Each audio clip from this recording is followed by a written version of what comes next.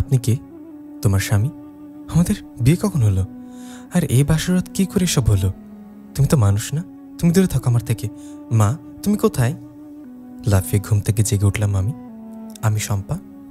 একটা স্বপ্ন যেটা আমি এই নিয়ে অনেকবার দেখলাম, কিন্তু কি করে সম্ভব একই স্বপ্নে একটি মানুষ বারবার কিভাবে দেখতে পারে? আমি স্বপ্নের মাঝে দেখি আমি নতুন বউ সেজে বাসর ঘরের খাটের উপরে বসে আছি। তখনই আমার দরজা দিয়ে একটি খুব সুন্দর পুরুষ ঘরের ভেতরে প্রবেশ করে। আমি দেখতে পাই পুরুষটি মানুষের মতো পায়ে হেঁটে আমার কাছে আসছে না, সে বাতাসের সাথে উঠতে উঠতে আমার বিছানার দিকে এগিয়ে আসছে। স্বপ্নের মাঝেই আমি বুঝতে পারি সে আমাদের মতো মানুষ না, হয়তো সে একটি জিন।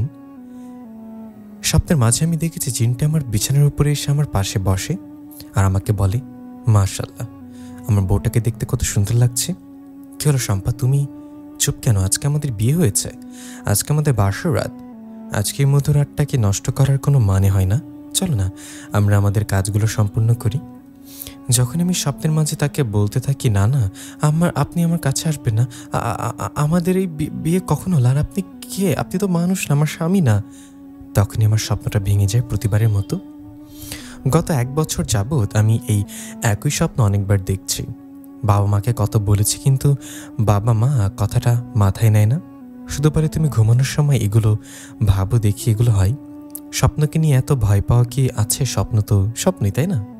কিন্তু কি করে আমি আমার বাবা মাকে বোঝাবো একটা স্বপ্ন হলেও প্রতিটা মুহূর্ত যেন জীবন্ত মনে হয়। আমার কাছে মনে হয় আসলে সে জিনটি আমার বিছানার উপর আমার সাথে আছে, আমাকে বলছে, চল না বাসর রাতে কাজগুলো শুরু করি।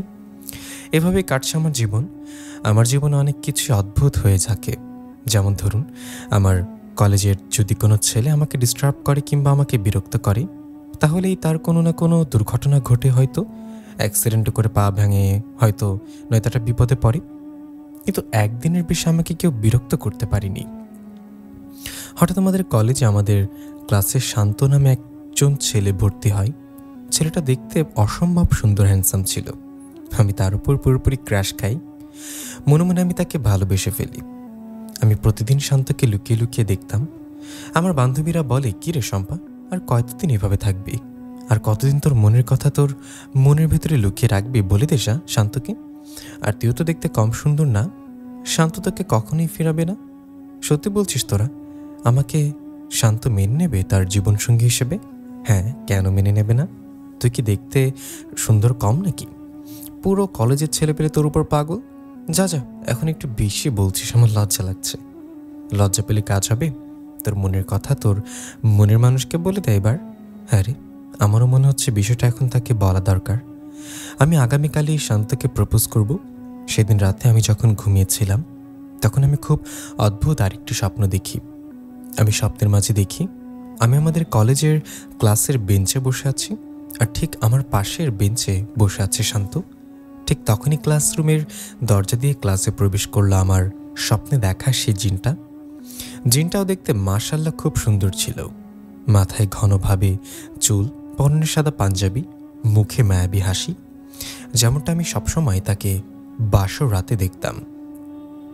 কিন্তু এই জিনটি শুধু আমার সেই স্বপ্নটাই আসতো। এই স্বপ্নের মাঝে এই জিনটি কি করে এলো বুঝতে পারছিলাম না আমি। হাওয়ায় ভাসতে ভাসতে আমার কাছে এসে বলল, আর আমাকে বলতে শুরু করলো, কি আছে আমার ভেতরে কমতি? তুমি ওকে দেখো আর আমাকে দেখো, একটা সাধারণ মানুষের সন্তানও দুর্বল, আর ও তোমাকে ভালোবাসে না। ওর জীবনে এখনো 4টি গার্লফ্রেন্ড আছে। ও তোমার জীবনটা ধ্বংস করে দেবে। তুমি ওকে ভালোবাসতে পারো না, আমি তোমাকে ভালোবাসি, অনেক অনেক ভালোবাসি। তুমি কি করে আমাকে ছেড়ে ওর কাছে যাওয়ার কথা মাথায় আনতে পারো? দেখো, আমি চাইলে কিন্তু ওকে উপযুক্ত শাস্তি দিতে পারি এই কাজের জন্য, কিন্তু যেখানেই তুমি নিজেকে ওকে ভালোবাসো, সেখানে আমি আর কি করব? আমি তো এখন অসহায় হয়ে পড়েছি। প্লিজ শম্পা, তুমি এমনটা করো না, আমি কিন্তু বাঁচতে পারবো না তোমাকে ছাড়া। তখন সে জিনটি আমার হাত ধরে কান্না করতে শুরু করে। তখনই আমার স্বপ্নটা ভেঙে যায়। ঘুম ভাঙার পর আমি চারিপাশে ফজরের আজান শুনছিলাম। সেদিন আর ঘুম হয় না। আমি নামাজ পড়ে সকালে নাস্তা করে কলেজে চলে যাই। কলেজে আসার পর আমার বান্ধবীরা ছুটে আমার কাছে এসে বলে, শম্পা, তুই জানিস কি হয়েছে? না তো, কি হয়েছে? আমি তো মাত্র কলেজে এলাম, আর তোরা এভাবে ছুটে আমার কাছে আসলি কেন? কি হয়েছে বলতো? আরে শান্তকে তো পুলিশ ধরে নিয়ে গিয়েছে, কলেজ থেকে। কি বলিস, শান্তকে পুলিশ ধরে নিয়ে গিয়েছে, কিন্তু কেন, কি করেছে শান্ত, আর কেনই বা পুলিশ কলেজে থেকে তাকে উঠিয়ে নিয়ে গেল? আর আর বলিস না শম্পা, ও তো অনেকগুলো মেয়ের সাথে প্রেম করত। আয়শা নামক একটি মেয়ের সাথেও ফিজিক্যালি সম্পর্ক করেছে। মেয়েটি জীবন নষ্ট করে দিয়েছে হারামজাদা। আর এখন বিয়ে করতে বললেও বলে না না, বিয়ে করতে পারবো না। এই কারণে সেই মেয়েটির মামলা করেছে ওর নামে। তুই অনেক বাচ্চা বেঁচে গেছিস রে শম্পা। তুই ওর সাথে প্রেমের সম্পর্কে জড়ালে তোর জীবনটা নষ্ট হয়ে যেত। চল চল, ক্লাসের সময় হয়ে গেছে, আয় সবাই। কলেজ শেষ করে বাড়িতে এসে খাটের উপর বসে বসে ভাবছি, গতকাল রাতে সে অদ্ভুত ধরনের স্বপ্ন দেখলাম। স্বপ্নের মাঝে তো ওই জিনটা আমাকে বলছিল যে শান্ত আসলে এরকম। তার কথা পুরোপুরি মিলে গেল। আমি তো জানতাম সে জিনটা শুধু আমার স্বপ্ন মাত্র, কিন্তু এখন তো দেখছি সে আমার ব্যক্তিগত সম্পর্কেও সব কিছু জানে। তার মানে সে কি আমার আশেপাশে সবসময় থাকে? সেদিন রাতে ঘুমানোর আগে আমি বললাম, আপনি যদি আসলে আমার বাস্তব জীবন থেকে থাকেন, তাহলে আজকে স্বপ্নে না, আপনি আমাকে বাস্তবে দেখা দিবেন। আপনি যদি সত্যি সত্যি আমাকে ভালোবাসেন, তাহলে আমাকে দেখা দিবেন, এটা আমার বিশ্বাস। এটা বলে আমি ঘুমিয়ে পড়লাম। গভীর রাতে আমি যখন ঘুমিয়েছিলাম, কেউ একজন আমার শরীরটাকে আস্তে আস্তে ঝাঁকাচ্ছে আর বলছে, আপনি যা বলেছিলেন আপনার সাথে যেন আমি দেখা করতে আসি, দেখুন আজকে স্বপ্নে না, বাস্তবে আপনার সাথে দেখা করতে এলাম। কিন্তু আপনি তো মরার মতো পড়ে ঘুমাচ্ছেন। ঠিক আছে, তাহলে আমি চলে যাই আজকে। যখন আমি ঘুম থেকে জেগে উঠি আর দেখি ঘরে কেউ নেই, তবে আমি লক্ষ্য করি খুব সুন্দর একটি মিষ্টি আতরের ঘ্রাণ পুরো ঘর ভরে গেছে, আর আমার ঘরের দরজাটাও খোলা। এর মানে কি সে কি আসলে এসেছিল আমার সাথে দেখা করতে? পরের দিন কলেজের ক্লাসে বসে তাকে নিয়ে ভাবছিলাম। হঠাৎ করে আমার 3 বান্ধবী আয়েশা, সাথী আর সুবর্ণা আমাকে এসে বলে, কিরে শম্পা, কি এত ভাবছিস মনোযোগ দিয়ে? আমাদেরকে বল না কি হয়েছে তোর, আজকে খুব চুপচাপ আর বসে বসে কি ভাবছিস, কি হয়েছে বল দেখি। আচ্ছা তোদেরকে একটা কথা বলি, তোরা কি বিশ্বাস করবি কি হয়েছে? শম্পা বল। অবশ্যই বিশ্বাস করব, তুই আমাদের বন্ধু বলে কথা। আচ্ছা তোরা বলতো, জিন কি আসলে আছে কিনা? একটি জিন কি কোনো মেয়েকে ভালোবাসতে পারে? সাথে উঠে বলল, হ্যাঁ রে, জিন আছে আমাদের এই দুনিয়ায়, তারা আমাদের আশেপাশেই থাকে, কিন্তু আমরা তাদের দেখতে পারি না। কিন্তু কিছু জিন আছে যারা কিনা মানুষের প্রেমে পড়ে যায়। আমাদের গ্রামের বাড়িতে এরকম হয়েছে রে। আমাদের গ্রামের ইমাম সাহেব নাকি একটি জিনকে বিয়ে করেছে, আর তার জিন বউয়ের মাধ্যমেই কবিরাজের চিকিৎসা শুরু করেছে। এ কথা আমাদের গ্রামের সকলেই জানে। কিন্তু শম্পা, তুই কেন জিনেদের বিষয় জানতে চাচ্ছিস বলতো? তোদের কি একটা বিষয় কখনো অদ্ভুত মনে হয়নি যে আমাকে যদি কেউ প্রপোজ করে কিংবা আমাকে বিরক্ত করে, তাহলে তার সাথে কিছু না কিছু হয়, সে আর 1 সপ্তাহ পর্যন্ত কলেজে আসতে পারে না? এই বিষয়টা কি তোদের কখনো অদ্ভুত মনে হয়নি? হ্যাঁ রে শম্পা, এটা নিয়ে তো আমরা কখনো ভাবিনি। আসলেই তো, তোকে কেউ যদি বিরক্ত করে তাহলে তার সাথে কোনো না কোনো দুর্ঘটনা ঘটে। এটা আমরা এতদিন নোটিস করিনি, কিন্তু এখন তো এই বিষয়টা আমাদের কাছে ভাবাচ্ছে খুব। তখন আমি আমার বান্ধবীদেরকে বলি, আমি কিন্তু জানি এমনটা কেন হয়। কি বলি শম্পা, তুই জানিস এমনটা কেন হয়? বল দেখি কেন হয় এমনটা। আমি তখন আমার বিষয়ে সবকিছু ওদেরকে বলি, কি হচ্ছে আমার সাথে, আর একটি জিন আমাকে ভালোবাসে সেটাও বলি সবাইকে। কি বলছিস শম্পা, একটা জিন তোকে ভালোবাসে আর স্বপ্নের মাঝে তুই ওই জিনটার সাথে বাসরাতে খাটের উপরে বসে আছিস? আমাদের মনে হয় এই বিষয়টা তোর বাবা মাকে জানানোর খুব দরকার, কারণ আমরা কেউ জানি না সে জিনটা আসলে কি ভালো নাকি খারাপ, তোর কোনো ক্ষতি করতে চাই কিনা, এগুলোর বিষয় তো জানা দরকার নাকি? তাহলে বান্ধবীরা, তোরা কি বলতে চাচ্ছিস আমি আমার বাবা আর মাকে সবটা খুলে বলবো? হ্যাঁ অবশ্যই খুলে বল, কারণ তোর বাবা মা তোর সকল বিষয় তাদের জানার অধিকার আছে। ঠিক আছে, তোরা হয়তো ঠিকই বলছিস, আজকে আমি আমার বাবা মার সাথে এই বিষয়ে কথা বলবো। তবে আমার মনে হয় বাবা মা কেউ আমার মুখের এই কথাগুলো বিশ্বাস করবে না, কারণ তুই তো জানিস আমার বাবা একজন ডক্টর, সে আগে থেকে জিনভূত এগুলো বিশ্বাস করে না।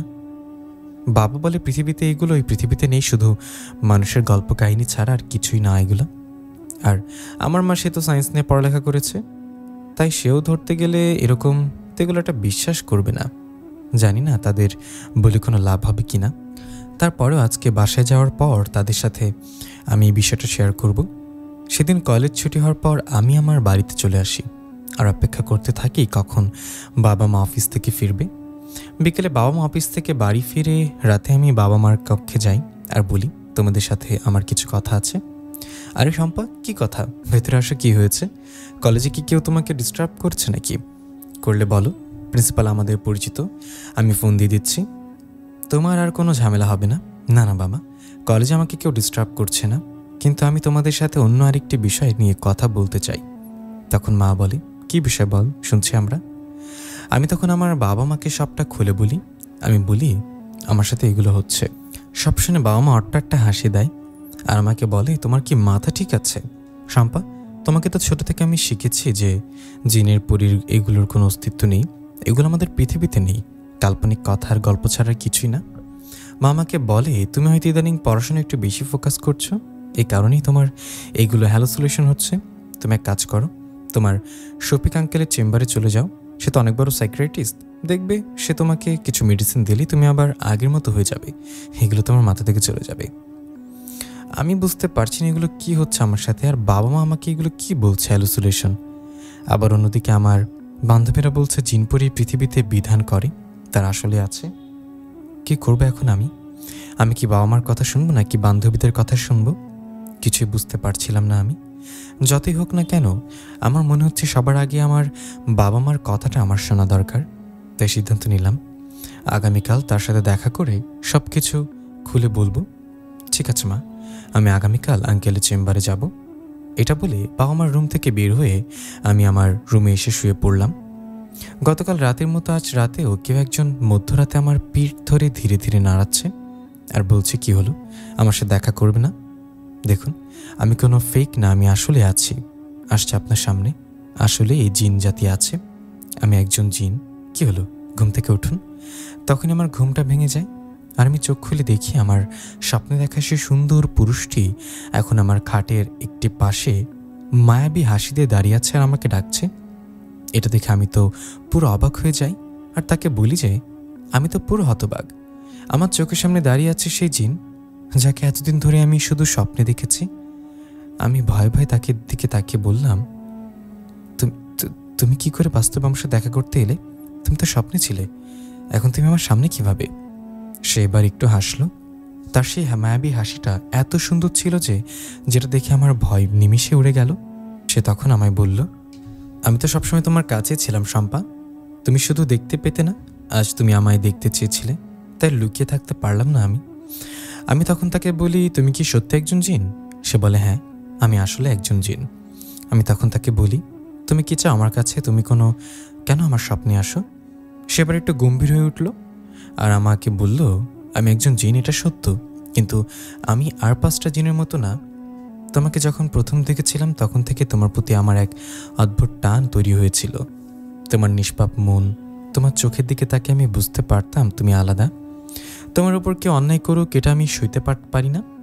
তাই দেখছো না, যারা তোমায় বিরক্ত করত তারা এক এক করে সরে গেছে। আমি তাদের শাস্তি দিয়েছি, কিন্তু তোমার ক্ষতি করিনি কখনো, কারণ আমি চাই তুমিও আমায় ভালোবাসো। আমি তখন তাকে বলি, আমি তো মানুষ, তুমি জিন, আমাদের পথ তো এক নয়। সে একটু এগিয়ে এসে আমার সামনে বসে পড়ল, তার চোখে জল। সে আমায় বলল, আমি তোমাকে কখনো জোর করিনি, করবো না, শুধু চাই তুমি সত্যটা জানো। কাল তুমি যদি তোমার বাবা মার কথা মতো শফিক আঙ্কেলের চেম্বারে যাও তাহলে তোমার মন থেকে ঈমান চলে যাবে, কারণ জিন জাতি আছে, এই কথা কোরআন হাদিস আছে। তুমি সেখানে যাওয়ার মানে তুমি কোরআন হাদিস বিশ্বাস করছো না, আর একজন মুসলমান হয়ে তোমার কোরআন হাদিস বিশ্বাস করাটা খুবই দরকার।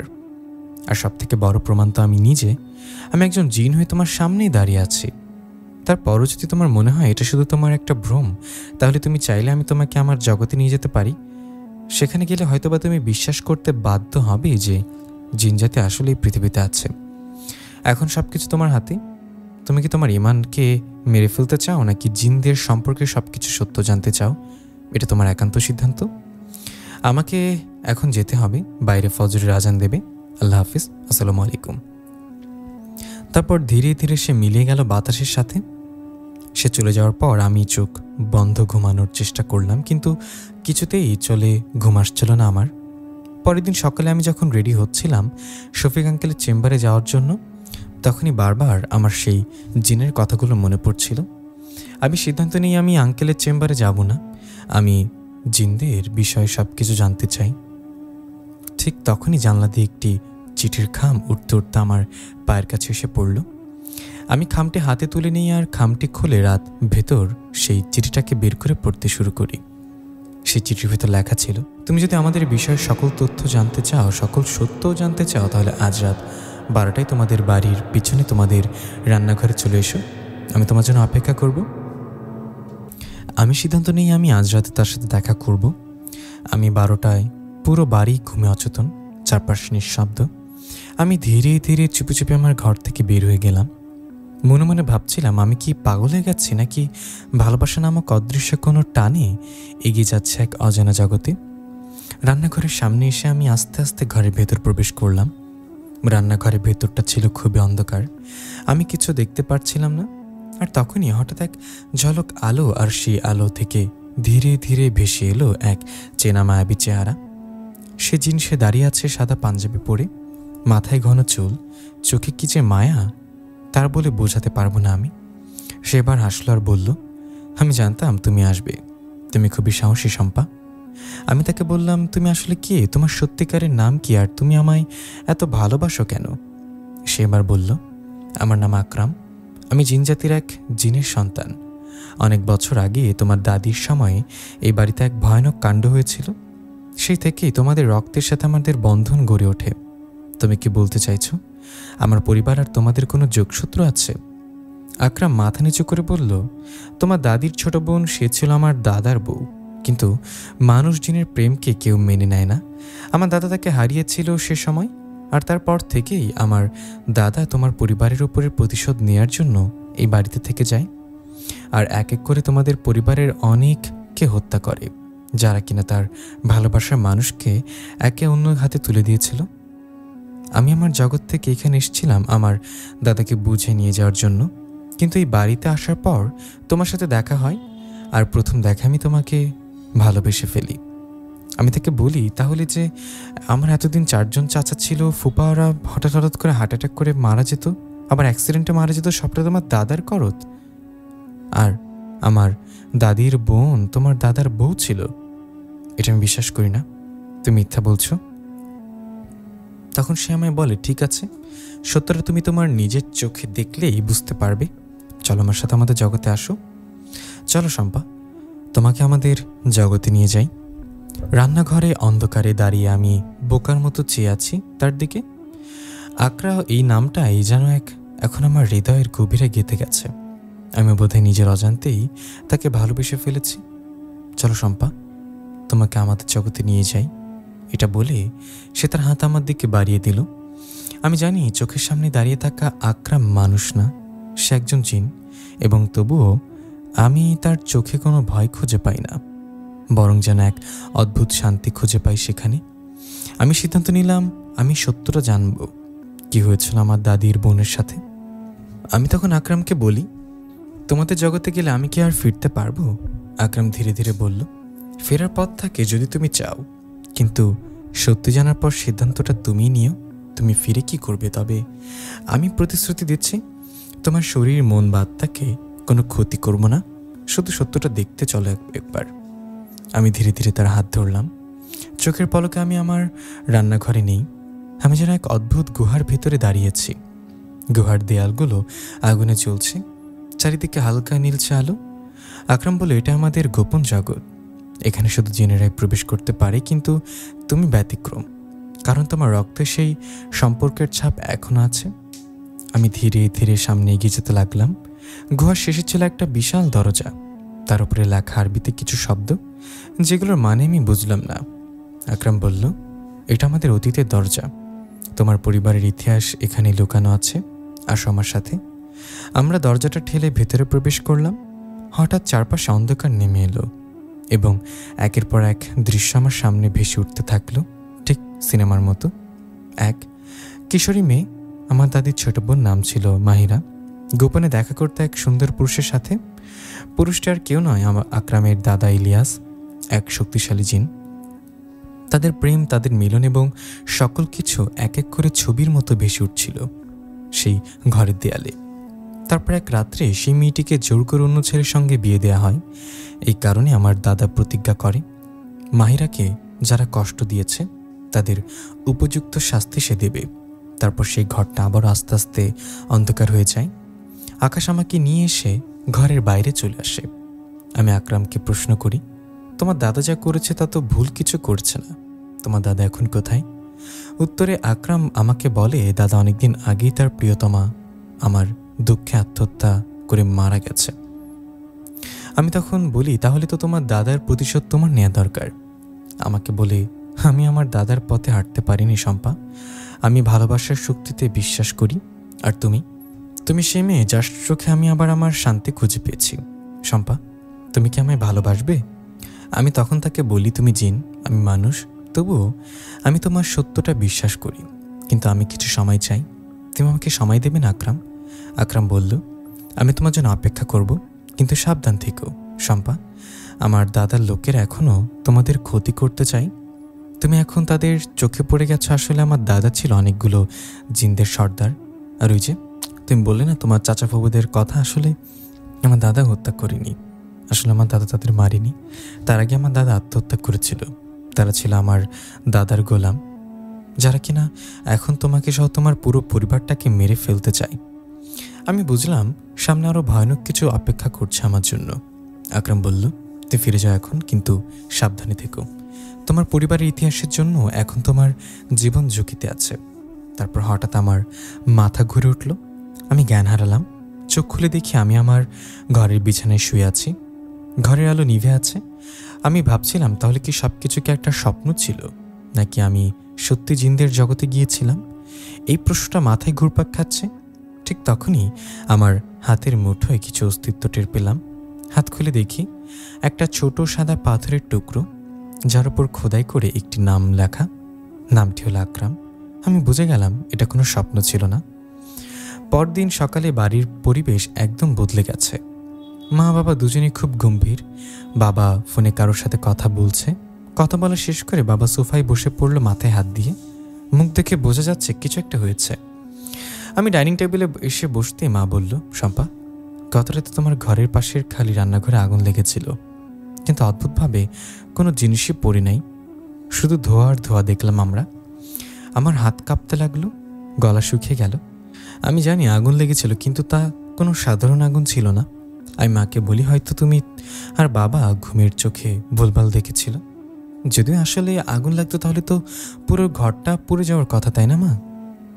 মা বলল, হ্যাঁ হয়তো তাই, কিন্তু তোর বাবাকে কে বোঝাবে?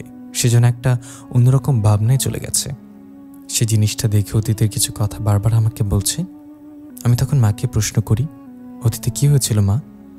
মা আমাকে বলে, তুই ছোট মানুষ, তোমার এইগুলো জানতে হবে না, যাও তুমি ঘরে যাও। সেদিন বিকেলে আমি কলেজে না গিয়ে লাইব্রেরিতে গেলাম। জিনেদের বিষয়ে আরও কিছু জানার আশায় অনেক বই ঘাঁটতে থাকি আমি।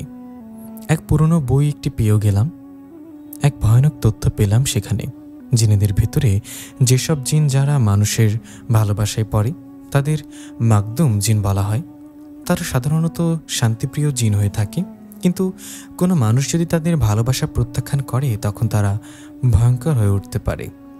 আমার মনে পড়ে গেল আকরাম বলেছিল তার দাদাও নাকি আমার দাদিকে অনেক ভালোবাসত, আর তাকে হারানোর পরপরই সে হিংসে হয়ে উঠেছিল। তার মানে সেও ছিল একজন মাকদুম জিন। আপনার মতো আমাকে অনেক ভালোবাসা, তাহলে কি আকরামও মাকদুম জিন? সেও কি ভয়ানক হয়ে উঠতে পারে? কিন্তু সে তো আমাকে কখনো ভয় দেখায়নি, বরং আমাকে রক্ষা করেছে সবসময়। রাতের বেলা আমি ঘুমোতে যাওয়ার আগে জানালার পাশেই সেই সাদা পাথরটা রেখে দিলাম। মনে মনে বললাম, আকরাম, দেখা দাও আমায়, আমি তোমাকে কিছু প্রশ্ন করতে চাই। হঠাৎ বাতাসে একটা গন্ধ, সে চেনা আতরের গন্ধ ছড়িয়ে পড়ে। ঘরের বাতি নিভে যায়, চারপাশ অন্ধকার। তারপরেই আমার সামনে আবার সে মায়াবী চেহারা আকরাম। আকরাম এসে আমাকে বলে, কি জানতে চাও তুমি, বলো শম্পা। আমি আকরামকে বলি, আচ্ছা আকরাম, আমি যদি তোমার ভালোবাসা প্রত্যাখ্যান করি তাহলে কি তুমিও হিংস্র ভয়ানক জিন হয়ে উঠবে? তুমি এই কয়দিন আমাকে এই চিনলে শম্পা? তুমি যদি আমার ভালোবাসা প্রত্যাখ্যান করো আমি তাহলে সারা জীবন তোমার জন্য অপেক্ষা করব, কিন্তু কখনো খারাপ পথ বেছে নেব না। শম্পা, আজ রাতে একটু সাবধানে থাকো তো, কারণ আমি অনুভব করতে পারছি আমাদের জাতি যে 7জন ভয়ানক জিন এখন তোমার বাড়ির আশেপাশে আছে। আমি তাদের উপস্থিতি টের পাচ্ছি। এর মানে এখন কি হবে? তাহলে তো আমাদের তারা মেরে ফেলবে। তুমি ভয় পেও না শম্পা, আমি যতক্ষণ বেঁচে আছি তোমারও তোমার পরিবারের কিছু হতে দেব না। আর তোমাকে যে সাদা পাথরটা আমি উপহার দিয়েছি, এটা কিন্তু কোনো সাদা পাথর না। তুমি এই পাথর তোমার হাতের মুঠোতে রেখে আমাকে স্মরণ করো, আমি সাথে সাথে চলে আসবো, ভয় পেও না, কিচ্ছু হবে না তোমার। আমাকে এখন যেতে হবে, সাবধানে থেকো তুমি। তখন আকরাম আমার থেকে বিদায় নিয়ে আবার অদৃশ্য হয়ে চলে গেল। আকরাম চলে যাওয়ার পর আমি ঘুমিয়ে পড়ি। মধ্যরাতে দরজায় জোরে জোরে টোকা। আমি দরজা খুলতেই দেখি আমার মা বাবা দাঁড়িয়ে আছে, কিন্তু ওদের চোখ দুটো পুরো সাদা, ঠোঁটে কেমন এক অদ্ভুত বিকৃত হাসি। আমি পিছিয়ে গেলাম কয়েক পা, গলা শুকিয়ে এসছে আমার। মা একটা মোটা গলায় বলল, শম্পা তুমি কোথায় ছিলে এতদিন? আমি কিছু বলার আগেই বাবা বলল, তোমার গন্ধে জ্বলে উঠছে আমাদের রক্ত, আমাদের রাজা তোমাদের সাথে দেখা করতে চাই। আমি বুঝে গেলাম এরা আমার বাবা মা না, এরা সে ভয়ঙ্কর জিনদের কেউ যারা আকরামের দাদার অনুগত ছিল। আমি চিৎকার দিতে যাব, তখনই হঠাৎ একটি সাদা আলোয় ঘর ভরে গেল। আমি লক্ষ্য করি আমার হাতের মুঠোয় সে সাদা পাথর, আর সে পাথর থেকেই আলোটা বের হচ্ছে। ঠিক তখনই বাতাসে ঘূর্ণে উঠল ঘরের মধ্যে। আকরাম হাওয়ায় ভেসে ঘরের মাঝে প্রবেশ করল। এখন আকরাম আগের চেয়ে অনেক বেশি রাগান্বিত আর ভয়ানক রূপে হাজির হয়েছে। তার চোখে জ্বলছিল আগুন, গলা ভারী হয়ে গিয়েছিল। আকরাম আমার বাবা মার ভেতরে থাকা সেই জিনদের বলল, তোমাদের সাহস কী করে হয় আমার ভালোবাসা মানুষের ক্ষতি করার? তখনই আমার বাবা মার শরীর থেকে সাদা ধোঁয়া উঠতে শুরু করলো, আর ধীরে ধীরে আমার আসল বাবা মা মেঝেতে পড়ে গেল অজ্ঞান অবস্থায়। আকরাম ছুটে গিয়ে আমার পাশে এসে দাঁড়ালো, আর আমায় সে বলল, আমি তোমায় বলেছিলাম শম্পা, ওরা তোমার ক্ষতি করতে চায়। আমি কাঁদতে কাঁদতে বললাম, তুমি আমাকে রক্ষা করলে, কিন্তু আমার বাবা মা যদি না জাগে? আকরাম বলল, তুমি ভয় পেও না, ওরা এখন শুধু গভীর ঘুমে।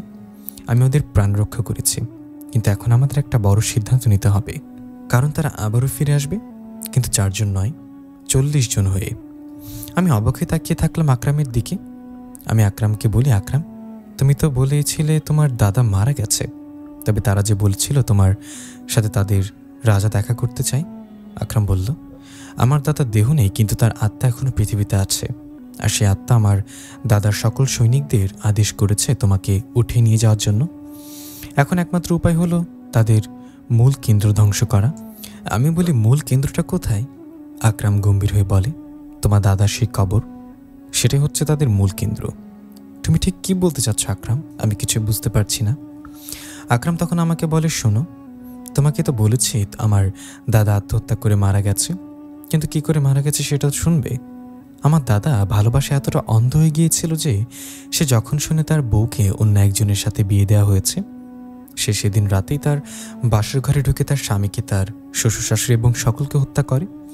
তারপর তার নিজের বউকে হত্যা করে। সে যখন নিজের বউকে হত্যা করে তখন সে খুব আফসোস করতে শুরু করে। পরের দিন আশেপাশে সকলে সেসব মরা দেহকে সেখানের কবরস্থানে কবর দেয় তারা। তখন আমার দাদা রাতের বেলায় তোমার সেই দাদির কবরের সামনে যায়, আর তার গোলামদের আদেশ করে কবরটা খোঁড়ার জন্য। কবর খোঁড়া হলে আমার দাদা সে কবরের ভেতরে শুয়ে পড়ে, আর তার গোলামদের বলে, আমাকে জীবিত কবর দাও তোমরা। রাজার আদেশ শুনে সকল গোলামরা তাকে মিলে জীবন্ত কবর দেয়। আমার দাদা মৃত্যুবরণ করলেও তার আত্মার মৃত্যু হয় না, তার আত্মা প্রতিশোধের লোভে জেগে ওঠে, আর সকল গোলামদের আদেশ করে তোমার পুরো পরিবারকে এক এক করে হত্যা করার জন্য। তাই আমাদের সেই কবরস্থানে যেতে হবে, আর আমার দাদার আত্মাকে ধ্বংস করতে হবে। তাকে বোঝাতে হবে প্রতিশোধের মাঝে কিছু নেই, ভালোবাসাটাই সব কিছু। তুমি যদি চাও আমি তোমাকে নিয়ে যেতে পারি সেখানে, কিন্তু এরপর আর পিছনে ফেরা যাবে না শম্পা। আমার বুক ধকধক করছিল, কিন্তু আমার হৃদয় বলছিল, এখন সময় এসেছে ইতিহাসের শেকড় ধরে টেনে বের করার, শেষ করতে হবে অন্ধকার অভিশাপ। আমি ধীরে হাত বাড়ালাম, চল আকরাম, এবার সবটা শেষ করি। আকাশে চাঁদ নেই, সব যেন নিঃশব্দ থমথমে, চারপাশে শুধু ঝিঝি পোকার আওয়াজ আর বাতাসের হালকা শু শু শব্দ। আকরাম আমার হাত শক্ত করে ধরে বলল, শম্পা তুমি এখন আর একা নাও, এখন আমরা একসাথে শত্রুর মুখোমুখি হব। আমরা চুপি চুপি বাড়ির পেছনের পুরনো জঙ্গল পেরিয়ে হাঁটতে শুরু করলাম। প্রতি পা ফেলাতেই মাটিতে যেন কিছু একটা নড়ছে, যেন মৃত আত্মারা আমাদের উপস্থিতি টের পাচ্ছে। আমরা আস্তে আস্তে কবরস্থানের সামনে এসে দাঁড়াই। এরপর কবরস্থানের ভেতরে ঢুকে একটি কবরের সামনে এসে দুজন মিলে চুপ করে দাঁড়িয়ে পড়ি। আমি সেই কবরটার উপরে অনেক বড় একটি সাদা বোর্ড, আর সেই ভোটের মাঝে লাল রং দিয়ে লেখা, এই কবরের নিচে ঘুমিয়ে আছে অভিশপ্ত প্রেম। এই দরজায় যারা কড়া নেড়েছে তারা আর ফেরেনি। আমার গলা শুকিয়ে এলো, কিন্তু আকরাম চোখ বন্ধ করে সেই কবরের উপরে বোর্ড হাতে রেখে আমায় বলল, এই সাদা বোর্ডটার নিচে আছে কবর, আর কবরের মুখটা খোলা আছে। কবর দিয়ে চলে গেছে একটি রাস্তা আত্মাদের অভিশপ্ত জগতে, আর সেখানে আছে আমার দাদার আত্মা এবং তার সমস্ত গোলামরা। কিন্তু তুমি যদি ভয় পাও আমি একা এগোবো সে পথের দিকে। আমি মাথা নেড়ে বলি, না আকরাম, এখন আমি পিছু যাব না। আমার পরিবারকে অভিশাপ থেকে মুক্ত করে তারপরে যাব। কাঠের বোর্ডটা সরানোর সাথে সাথে আমি দেখতে পাই কবরের মাটিগুলো সরানো, আর সে কবরে কোনো লাশ রাখা নেই। সেখানে একটি রাস্তা চলে গেছে মাটির নিচ পর্যন্ত।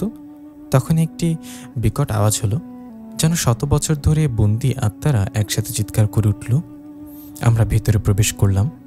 জায়গাটা ছিল এক অদ্ভুত গুহার মতো। দেয়ালে আগুন জ্বলছে, চারপাশে ছায়ার মতো দানবীয় চেহারায় কিছু কিছু জিন দাঁড়িয়ে আছে। গুহার ভেতরে প্রবেশ করে আমি দেখতে পাই আমাদের সামনে ছিল এক বিশাল পাথরের কবর। এটা সেই কবর যেখানে আকরামের দাদা নিজেকে জীবন্ত কবর দিয়েছিল। হঠাৎ গুহার ভেতরে সকল কিছু কাঁপতে শুরু করলো।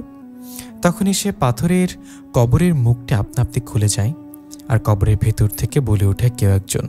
কে সাহস করেছিল আমার ঘুম ভাঙাতে? আমার কাঁধে হাত রাখল আকরাম। তার দাদার উদ্দেশ্যে বলল, আমি এসছি, তোমার রক্ত, তোমার বংশধর, আর এই আমার ভালোবাসা শম্পা, তাকে তুমি আর কষ্ট দিতে পারবে না। তখনই সে কবরের উপরে আগুনের আকারে গঠিত হলো এক মুহূর্ত। মুখ গর্জন, চোখে জ্বলন্ত আগুন। ভালোবাসা? আমি ভালোবাসা বলেই হারিয়েছি সব, এখন শুধু প্রতিশোধ নেওয়ার পালা, এটা বলল সে। আমি তখন সাহস করে এগিয়ে গেলাম এবং বললাম, আপনার ভালোবাসা আপনাকে অন্ধ করে দিয়েছে। আপনি তার মর্যাদা রাখেননি, বরং তাকে হত্যা করেছেন। তখনই হঠাৎ আকরামের দাদা গর্জে উঠল আর বলে উঠল, কই আমার গোলামেরা? আমরা দেখলাম তার চারপাশে 40 জন কালো জিন একসাথে ভেসে উঠল। তারা ঘিরে ধরল আমাদেরকে, কিন্তু আকরাম আমার হাতে সেই সাদা পাথরটি উপরে রাখল। তুমি কি জানো কি করতে হবে শম্পা? এই পাথর আলোর প্রতীক, এটা দিয়ে সত্য, ভালোবাসা আর ইমানের জাগাতে হবে। চোখ বন্ধ করো আর বিশ্বাস রাখো। আমি চোখ বন্ধ করলাম। আমার ভেতর থেকে ভেসে এলো দাদির ছোট বোন মাহিরার কণ্ঠস্বর। ভালোবাসার কখনো মৃত্যু হয় না, প্রতিশোধ নয়, ক্ষমাই হলো মুক্তি। তখন হঠাৎই সে পাথর থেকে অনেক আলো ছড়িয়ে পড়ল পুরো গুহাতে, আর সে আলোয় এক একে পুড়ে যেতে লাগলো কালো জিনেরা। এবং শেষে আকরামদের দাদা, আমি আর আকরাম দেখি তার দাদা জ্বলে যাওয়ার আগে আমাদেরকে বলে, আমার ভুল হয়েছিল, আমি শুধু ভালোবাসতে চেয়েছিলাম, কিন্তু প্রতিশোধের আগুন আমাকে অন্ধ করে ফেলেছিল। সে ধীরে ধীরে মিলিয়ে গেল। চারপাশ নিঃশব্দ, বাতাস হালকা, যেন 100 বছরের অভিশাপ শেষ হয়েছে আজ। আকরাম আমার দিকে তাকিয়ে বলল, শম্পা, তুমি না থাকলে আলো কোনোদিন আসতো না। আমি তাকে বললাম, তুমি আমার জীবন, কিন্তু আমি এখনো মানুষ, তুমি জিন। আমাদের পথকে এক হতে পারে। আকরাম বলল, জিন মানুষের ভালোবাসা আল্লাহ চাইলে সবই সম্ভব, আর ভালোবাসা কখনো হারায় না। আমরা দুজনে একসাথে বসবাস কবরস্থান থেকে বেরিয়ে এলাম, যেন নতুন আলোয় নতুন ইতিহাস, এক নতুন শুরু। আকরাম আমাকে আমার বাড়িতে পৌঁছে দেয়। সব কিছু ঠিকঠাক চলছিল, অভিশাপ এখনো শেষ হয়েছে। আকরামের প্রতি রাতে আমার সাথে দেখা করতে আসে। আমরা সারা রাত গল্প করি। একদিন রাতে আকরাম এসে বলে, সর্বনাশ হয়ে গেছে শম্পা, জিনের সম্রাট আবদুল্লাহ আমাদের দুজনের সাথে দেখা করতে চাই। লোকজন পাঠিয়েছিল আমার কাছে। সে বলেছে, আগামীকাল রাতে তোমাকে নিয়ে যেন আমি তার শহরে যাই। আসলে জিন আর মানুষ কি করে ভালোবাসতে পারে, সে এটার বিপক্ষে। এই কারণে সে আমাদেরকে তার রাজ্যে দেখেছে। সে আমাদের কাছে আমাদের ভালোবাসার প্রমাণ চাইবে। আমি যে একে অপরকে নিজেদের থেকে ভালোবাসি, এটার প্রমাণ আমাদেরকে তাকে দিতে হবে। যদি সঠিক প্রমাণ দিতে পারি, তাহলে সে আমাদের আর কোনো ক্ষতি করবে না, বরং সে নিজে থেকে আমাদেরকে বিয়ে দিয়ে দেবে, আমাদের নতুন সংসারের সব কিছু দায়িত্ব নেবে। সে নিজেই তোমার বাবা মার সাথে কথা বলবে আমাদের বিয়ের বিষয়। তবে আমরা যদি সঠিকভাবে প্রমাণ না করতে পারি যে আমরা একে অপরকে সত্য ভালোবাসি, তাহলে আমাদেরকে সে হত্যা করবে। আমাদেরকে যেতেই হবে সম্রাট আবদুল্লার সাথে দেখা করতে তার শহরে। আমি তখন আকরামকে বলি, তার শহর আসলে কোথায়? তার শহর হচ্ছে আফ্রিকার মরুভূমিতে। আমরা সেখানে কি করে যাব আকরাম? কিন্তু আমরা সেখানে কি করে যাব? আকরাম বলে, আমি চাইলে শক্তির বলে তোমায় 2 মিনিটে সেখানে পৌঁছে নিয়ে যেতে পারি। তবে আমার ভয় হচ্ছে সেখানে যাওয়ার পর তোমার যদি কোনো সমস্যা হয়, তোমাকে যদি আমি হারিয়ে ফেলি। আকরাম, তুমি আমার জন্য এত চিন্তা করছো কেন? আমাকে ভালোবাসা সত্য, এটার প্রমাণ আমরা তাকে দেব। আল্লাহ তাআলা যদি আমাদের পাশে থাকে তাহলে আমরা সেই মরুভূমির বুকে ভালোবাসার ফুল ফোটাবো। আমরা প্রমাণ করে দিব আমাদের ভালোবাসা মিথ্যা না, কোনো লোভ লালসা না, আমরা একে অপরকে সত্য ভালোবাসি। এটা আমরা সম্রাট আব্দুল্লাহকে প্রমাণ করে দেব। আকরাম বলে, ঠিক আছে, তাহলে তাই হোক। আকরাম হাত বাড়িয়ে বলল, আমার হাত ধরো, রাখো, আমি তোমাকে সেখানে নিয়ে যাচ্ছি। আমি আকরামের হাত ধরার সাথে সাথে বাতাস থমকে গেল। সাদা ধোঁয়া ঘিরে ধরল পুরো ঘরটা। আমি কিছুই দেখতে পারছিলাম না কি হচ্ছে। ধোঁয়া কেটে যাওয়ার পর আমি দেখি মুহূর্তের মধ্যে আমি আর আকরাম চলে এসেছি সে মরুভূমিতে। সূর্য অস্ত যাচ্ছে আকাশে, লালচে বালু উড়ে যাচ্ছে বাতাসে। আমাদের সামনে একটা বিশাল সোনার দরজা। আকরাম আমাকে বলে, এই দরজা দেখেছ? এটা ওপারে আছে মায়ের শহর, যে শহরের একমাত্র সম্রাট আব্দুল্লাহ। আর এই জায়গায় দরজাটা সাধারণ মানুষ দেখতে পারে না। চলো শম্পা, যাওয়া যাক। আমরা দরজার সামনে আসার পর দরজা আপনিই খুলে গেল। আমাদের সামনে এক অলৌকিক শহর, সব বাড়ি সোনা রূপায় গড়া। আকাশে সাদা পাখিরা উঠছে, আর দূরে রাজপ্রাসাদ থেকে ভেসে আসছে এক গম্ভীর আওয়াজ। তখনই আমাদের সামনে দাঁড়ালো দুজন বিশাল বড় 2টি জিন, পোড়া মাটির চেহারা, চোখে আগুনের রেখা। একজন বলল, তোমাদের স্বাগতম, সম্রাট আব্দুল্লাহ তোমাদের অপেক্ষায় আছেন। তার আদেশ, আজ প্রেমের পরীক্ষা হবে 3টি ধাপে। এই 2টি জিন আমাদেরকে নিয়ে একটি প্রাসাদের সামনে এলো। বিশাল বড় এর প্রাসাদ, কিন্তু পুরোপুরি নীরব, আশেপাশে কিছু দেখা যাচ্ছে না। তারা দুজন আমাকে বলল, তোমরা ভেতরে যাও। তোমরা ভেতরে যাওয়ার সাথে সাথে তোমাদের পরীক্ষা শুরু হবে। পরীক্ষা 1, স্মৃতি আয়না। আমাদের নিয়ে যাওয়া হলো আয়না ঘরে। দেয়ালে ঝুলছে এক বিশাল সোনার আয়না। ঘর থেকে অদৃশ্য আওয়াজ এলো, প্রথম পরীক্ষা, একে অপরের সত্য ভালোবাসা। আয়নায় যা দেখা যাবে তা হলো তোমাদের মন। যদি মিথ্যা থাকে তাহলে আয়নায় কালো দেখা যাবে, আর যদি সত্যিকারের ভালোবাসা হয় তাহলে তো আয়নায় দেখা যাবে আলো। আমি এবং আকরাম একসাথে আয়নার সামনে এসে দাঁড়াই। আমি দেখছিলাম আয়নার ভেসে উঠল তখনকার মুহূর্তগুলো, যখন আমি আকরামকে অনেক মিস করতাম। সে যখন আমার সাথে দেখা করতে আসতে দেরি করত, আমি ছটফট করতাম তার জন্য।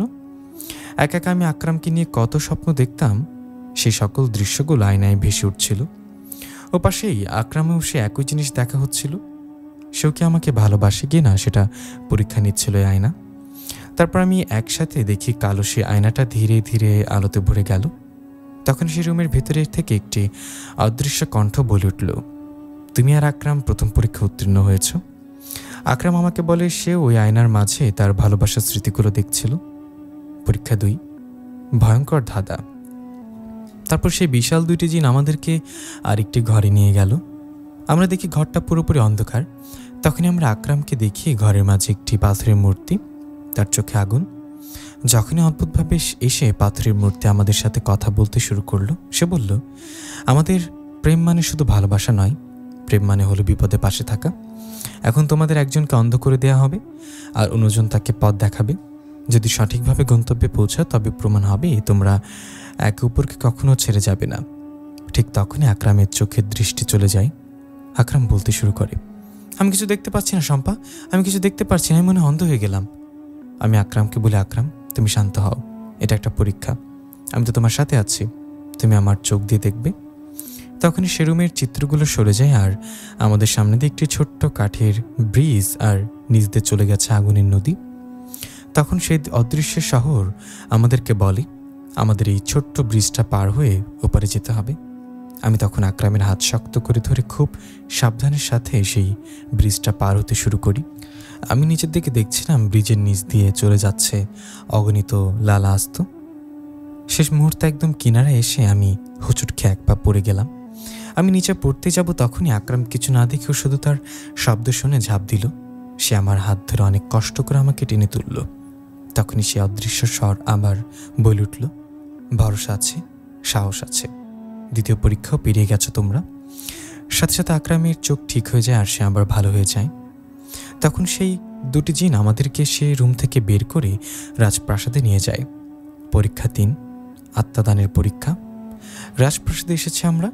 সিংহাসনে বসে আছেন জিন সম্রাট আবদুল্লাহ, সাদা দাড়ি, চোখে আগুন। তিনি বললেন, তোমাদের প্রেম যদি সত্য হয় তবে একজনকে আজ আত্মা দিতে হবে অপরজনের জন্য। তোমাদের কেউ যদি নিজের জীবন নিজেই নিয়ে নিতে পারে তাহলে আমি বিশ্বাস করব তোমাদের সত্যিই একে অপরকে ভালোবাসো। ঘোর নিঃশব্দ। আমি ধীরে ধীরে উঠে দাঁড়াই আর বলি, আমি রাজি। আমি আকরামের জন্য আত্মা দিতে পারি, তার জন্য সব ছাড়তে পারি। সঙ্গে সঙ্গে আকরাম গর্জে উঠে বলল। আকরাম সম্রাটকে বলে, আপনার পায়ে পড়ে আপনি শম্পাকে যেতে দিন। আমি মরতে রাজি আছি, দয়া করে শম্পাকে যেতে দিন সম্রাট। আকরাম সেই ছুরিটা হাতে নিতেই যাবে, তখনই আমি যার হাত ধরে ফেলি আর বলি, তুমি মরে গেলে আমি বেঁচে থেকে কি করব? তোমাকে ছাড়া আমি এমনিতেও বাঁচতে পারবো না আকরাম। আকরাম তখন আমায় বলে, তাহলে কি করব এখন আমরা? আমি বলি, আমার কাছে একটা সমাধান আছে। এটা বলে আমি সম্রাটের কাছে যাই আর বলি, দেখুন সম্রাট, আমরা একে অপরকে ছাড়া বাঁচতে পারবো না। তার থেকে ভালো আপনি আমাদের দুজনকে একসাথে মেরে ফেলুন। আমি দেখি সম্রাটের চোখ দিয়ে টলটল করে পানি পড়ছে। সম্রাট আবদুল্লাহ কান্না করতে করতে আমায় বলে, বিশ্বাস করো মা, আমি কোনোদিন বিশ্বাস করতে পারিনি যে একটি মানুষের মেয়ে একটা জিনকে ভালোবাসতে পারে, তো আবার এতটা। আবার অন্যদিকে একটি জিন সাধারণ মানুষের মেয়েকে ভালোবাসতে পারে নিজের থেকেও বেশি। এটা আমি কখনোই মানতে পারিনি, কিন্তু তোমরা প্রমাণ করে দিয়েছ তোমরা একে অপরকে মন থেকে সত্য ভালোবাসো। তোমরা আমার পাথরের মতো শক্ত মনটাকেও ফুলের মতো নরম করে দিলে তোমাদের ভালোবাসার ছোঁয়ায়। আমি তোমাকে কথা দিচ্ছি মা, আমি নিজে তোমার বাবা মার সাথে কথা বলবো তোমাদের বিয়ের বিষয়। তোমাদের বিয়ে দেওয়ার দায়িত্ব আমার, তোমরা এটা নিয়ে চিন্তা করো না। তোমরা দুজন আমার শহরের মেহমান, তোমরা ফিরে যাওয়ার আগে অবশ্যই আমার এই শহরটা ঘুরে দেখবে। তখনই সম্রাট সেই দুইটি জিনকে আদেশ করে আমাদেরকে এই মায়াবী শহরটা ঘুরিয়ে দেখানোর জন্য। আর বাবা আকরাম, তুমি আর শম্পা যদি কখনো কোনো বিপদে পড়ো তো আমায় স্মরণ করবে, আমি তোমাদের পাশে সবসময় আছি। আমি আর আকরাম সম্রাটের থেকে বিদায় নিয়ে সারাদিন সে মায়ার শহরে ঘুরে বেড়াই। একটু আগে গিয়ে দরজার সামনে এসে দাঁড়াই। এরপর সেই দুইটি জিনের থেকে আমরা বিদায় নিয়ে মায়ার শহরের বাইরে চলে আসি। তারপর আকরাম তার শক্তির মাধ্যমে আবারও আমাদের জগতে আমাকে নিয়ে আসে। আমাদের জগতে এসে দেখি এখনও রাত শেষ হয়নি। আমি আমার ঘরের সামনে দাঁড়ানো, আর আকরাম, এখন তুমি ঘুমিয়ে পড়ো, আমি চলে যাচ্ছি। আর চিন্তা করো না, সম্রাট হিরো তো বলেছে তোমার বাবা মার সাথে কথা বলবে, তাহলে সে তার কথা রাখবে। সেদিন রাতে আমার বাবা মার স্বপ্নে দেখা করতে আসে সম্রাট আবদুল্লাহ। সকালে বাবা মা আমাকে সবকিছু বলেছিল স্বপ্নের বিষয়ে। সম্রাট আবদুল্লাহ আমার বাবা মার কাছে এসে বলেছিল, তোমাদের মেয়ে একটি জিনকে অনেক ভালোবাসে। আমি পরীক্ষা করে দেখেছি তাদের ভালোবাসা সত্য, আর আমি চাই তোমরা তাদের ভালোবাসার এই সম্পর্কটা মেনে নাও।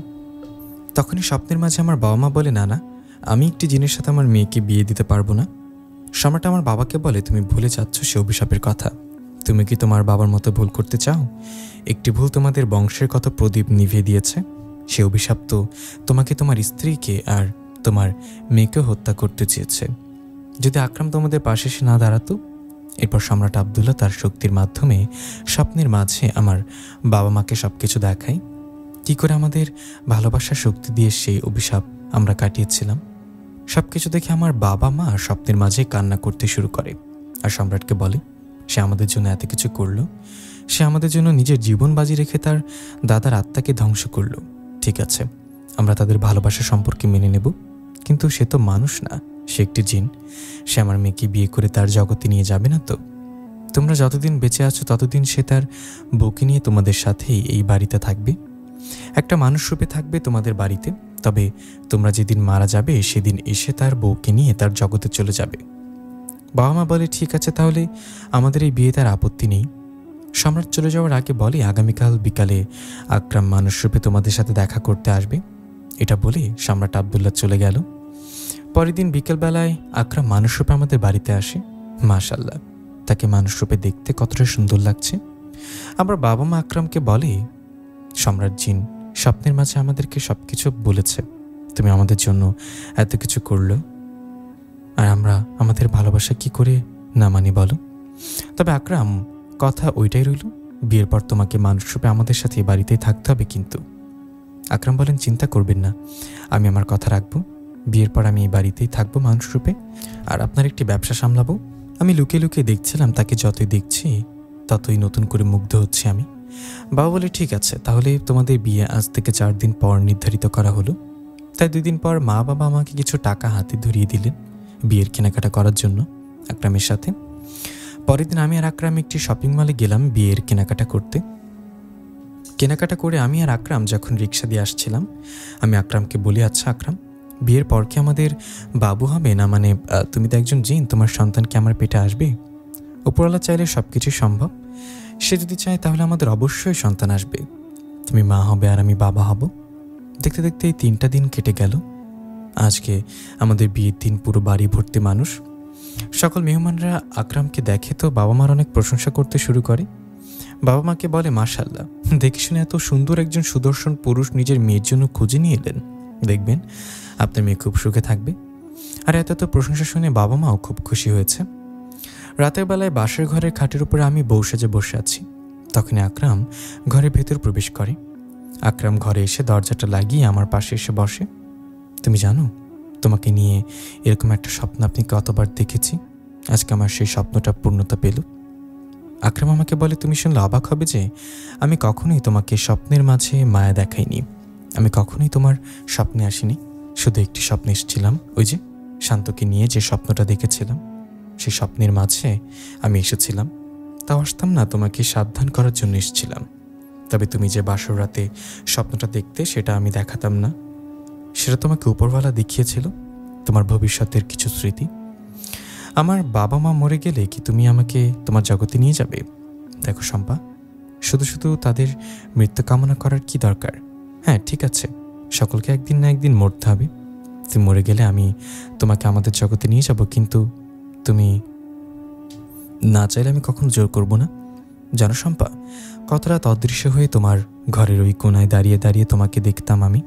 তোমাকে যতই দেখতাম ততই কাছে পাওয়ার স্বাদ জাগতো আমার মনে। আমার বিশ্বাস ছিল একদিন তুমি আমার ভালোবাসা বুঝতে পারবে। আর উপরওয়ালা আমাদের দুহাত এক করেছিল। দেখো, আমিও তোমাকে প্রথম দেখার পর থেকেই তোমার প্রেমে পড়ে গিয়েছিলাম। তখন আকরাম ঘরের লাইটটা মিটিয়ে আস্তে আস্তে আমার কাছে এসে আমার কোলে শুয়ে পড়ল আর আমাকে বলল, আমি সারা জীবনটা এভাবে তোমার কোলে ঘুমিয়ে পার করে দিতে চাই। এখানেই শেষ হলো আমাদের ভালোবাসার গল্পটি।